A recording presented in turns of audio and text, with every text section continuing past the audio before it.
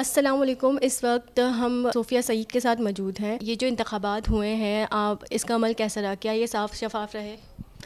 دیکھیں، جنرلی حادثات کے پوائنٹ آف ویو سے تو بہتر رہا، لیکن کافی کمپلیکس اور پرابلمیٹک تھا، اس لیے کہ پولنگ موسٹلی شروع ہوئی ہے 8:45 بجے. اٹ مینس 45 منٹس ہو چکے تھے. 5 بجے ختم ہوئی ہے. 45 منٹ جو صبح کے تھے وہ نہیں ملے. پھر پولنگ جو آفیسرس تھے وہ ٹرین نہیں تھے.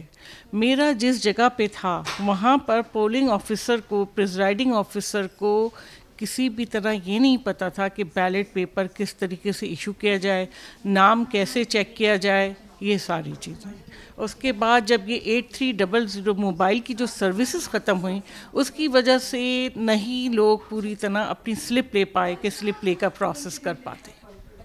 میم میرا آپ سے دوسرا سوال یہ ہے کہ ابھی ایک نیوز سامنے آئی ہے کہ کراچی کے شہر میں بہت سارے پولنگ اسٹیشن میں جو ہے وہ جعلی بیلٹ پیپر بھی سامنے آئے ہیں، تو اس بارے میں آپ کا کیا خیال ہے؟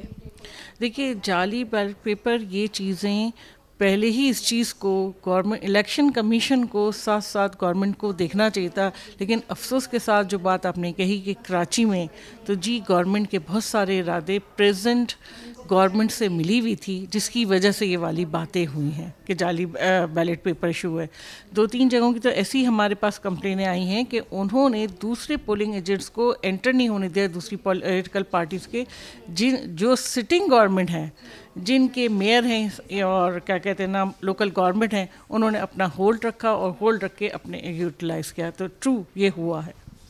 میم میرا آپ سے ایک لاسٹ کوسچن ہے کہ اگر جیسے آپ لوگ جانتے ہیں کہ بہت سارے لوگوں کی آپ لوگوں سے امیدیں وابستہ ہیں، تو اگر آپ لوگ اقتدار میں آ جاتے ہیں تو ایوان میں جا کر کراچی کے کون سے مسئلے پر آپ سب سے پہلے قانون سازی کریں گے؟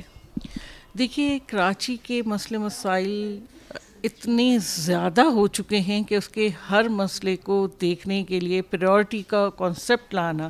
ابھی تو سب سے پہلے یہ ہے کہ کتنے آ رہے ہیں. آنے کے بعد جو پریزنٹلی ہمارے یہاں کے ہیں سینسس کا مسئلہ ہے، وہ تو خیر حل ہوا. لوگوں کے نادرا کے وہ ہیں کہ بھئی جو کراچی سے باہر کے ہیں ان کو نہیں مل پا رہے ہیں ID کارڈ، ان کے رائٹس نہیں مل رہے.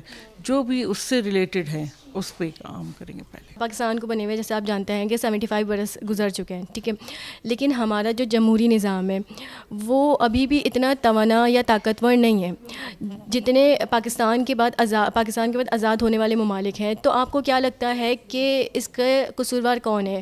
ہمارے اداروں کی مداخلت ہے، یا پھر ہمارے سیاسی رہنما ہیں، یا پھر ہماری عوام ہے؟